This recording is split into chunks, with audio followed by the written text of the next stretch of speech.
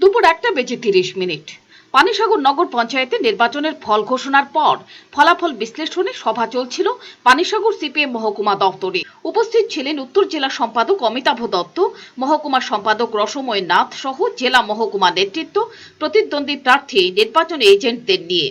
অভিযোগ, সভা চলাকালীন সময়ে অতর্কিত হামলা চালায় গেরুয়া বাহিনী। মহকুমা অফিসে প্রবেশ করে ভাঙচুর, নেতাকর্মীদের দৈহিকভাবে নির্যাতন চালায় তারা। আহত হন বেশ কয়েকজন নেতাকর্মী। পুলিশ এসে পরিস্থিতি নিয়ন্ত্রণ করার চেষ্টা করে।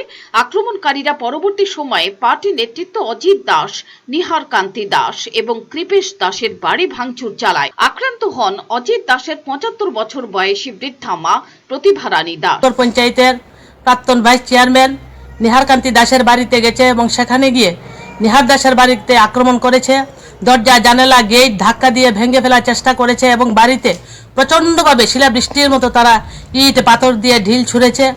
আমাদের গত বিধানসভা নির্বাচনে আমাদের সিপিআইএম পার্টির মনোনীত প্রার্থী তথা উত্তর ত্রিপুরা জেলা সম্পাদক মণ্ডলীর সদস্য শ্রদ্ধেয় কমরেড অজিত দাসের বাড়িতে গিয়ে তার বাড়িতে ঢুকেও তারা প্রায় 50-60 জনের মতো তারা বাড়িতে ঢুকেছে এবং ইট পাটকেল ছুঁড়েছে। ওনার বয়স্ক মা, 75 বছরের বৃদ্ধ মাতা, ওনাকেও তারা ইট ছুঁড়েছে, পাথর দিয়ে মাথায় ঢিল মেরেছে। ভাবতে অবাক লাগছে যে 75 বছর বয়সের শ্রদ্ধেয় অজিতদার মা, ওনার কি অপরাধ ছিল? ওনাকে যে এইভাবে তারা আক্রমণ করলো। আমাদের রাজ্যের মাননীয় মুখ্যমন্ত্রী বিপ্লব দেব, ওনার কাছে আমার জিজ্ঞাসা, আমাদের নারীদেরকে বাঁচার অধিকার নেই? শ্রমিক হিসাবে কি বাঁচার অধিকার নেই? মা বোনদের উপর যদি তারা এইভাবে আক্রমণ নামিয়ে আনে, তাহলে তারা এই রাজ্যের মানুষের জন্য কি কাজ করবে? বাড়ি আক্রমণের ঘটনা সংগঠিত করে আক্রমণকারীরা ফিরে আসে মহকুমা অফিস এবং আবারও আক্রমণ চালায় মহকুমা অফিসে।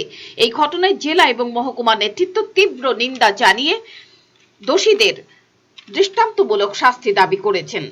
এসপিকে ঘটনা জানিয়েছি এবং পরবর্তী সময়ে লিখিত জানাবো, কারণ মাত্র এই কয়েক মিনিট আগেই ঘটনাটা সংঘটিত হয়েছে। আমরা তো প্রস্তুত ছিলাম না এই ধরনের ঘটনার জন্য। একটা স্বীকৃত রাজনৈতিক দল তার মহকুমা দপ্তরে বসে তার রাজনৈতিক কর্মকাণ্ড করছে, সেখানে একটা কেন্দ্রীয় সরকারের প্রতিষ্ঠিত রাজ্যে তারা ক্ষমতায় প্রতিষ্ঠিত যারা, তারা একটা স্বীকৃত রাজনৈতিক দলের অফিস আক্রমণ করবেন নির্বাচনী জয়ের উল্লাসে। এটা তো আমাদের রাজ্যের সংস্কৃতি না, রাজনৈতিক সংস্কৃতি না। রাজনৈতিক সংস্কৃতিকে তারা কলুষিত করছে, রাজ্যের ঐতিহ্যকে তারা বিনষ্ট করছে। আমরা চাই সমস্ত শুভবুদ্ধি সম্পন্ন মানুষ, আপনারা সংবাদ মাধ্যমের প্রতিনিধি যারা আছেন, এই ঘটনাগুলো জনমানুষে নিয়ে যান এবং জনমত গঠনের ক্ষেত্রে আপনারা ভূমিকা পালন করুন। পাশাপাশি সবশেষে আবারও পানিসাগরের নির্বাচক মন্ডলী একটা নির্বাচনী রাজনৈতিক সংগ্রামে তারা যেভাবে অংশ নিয়েছেন, আমরা তাদেরকে অভিনন্দিত করছি।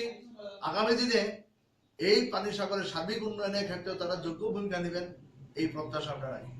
এই ঘটনায় গোটা পানিসাগর মহকুমায় ক্ষোভের সঞ্চার হয়েছে।